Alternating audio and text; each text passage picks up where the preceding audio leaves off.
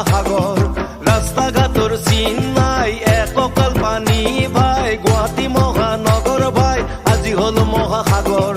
কিমান আৰু সহিমে দুখৰ যাতনা কোনে আহি কৰিবহি বানৰ সমাধান গণেশগুৰি হাতীগাঁও 6 মাইল পাঞ্জাবাৰী